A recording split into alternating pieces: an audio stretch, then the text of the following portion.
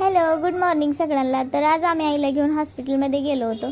तर आता तिचं ऑपरेशन करून ना 2 महिने झाले होते, त्यामुळे तिला डॉक्टरला एकदा दाखवण्यासाठी आम्ही गेलो होतो। आणि याच्यानंतर तिला घरी न्यायचं होतं, म्हणजे गावाकडे। आता इतके दिवस झाले ती माझ्याकडेच होती। तर तिथं मला हे फेटेवाले आजोबा दिसले। तर आजकाल ना फेटा कोणीच घालत नाही, त्यामुळे मला खूप छान वाटलं, म्हणून त्यांचं पण मी व्हिडिओ केलं। नंतर हॉस्पिटलमध्ये बघू शकताय तुम्ही, खूप गर्दी होती। सोमवार असल्यामुळे ना जरा जास्तच गर्दी होती, बसायला पण जागा नव्हती। त्यामुळे आम्ही बसलो होतो तिथे पाठीमागे, आणि डॉक्टरला यायला खूप वेळ होता। त्या दरम्यानच ना आईसोबत ज्याचं पण ऑपरेशन झालं होतं ना, तिच्या वॉर्डमध्ये ज्या होत्या ना, तर त्या सगळ्याच आल्या होत्या चेकअपसाठी। तर आईनं त्यांना भेटून पण खूप छान वाटलं आईला, त्या सगळ्यांनाच।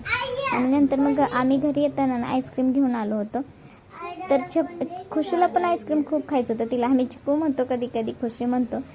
तर तिला खूप आवडत होतं, आईस्क्रीम खायचं होतं। सध्या तर आम्ही तिला काही देत नाही, आणि बघू शकता तुम्ही तिला किती आवडते। नंतर ना जनगणना करण्यासाठी ना हे शिक्षक आले होते।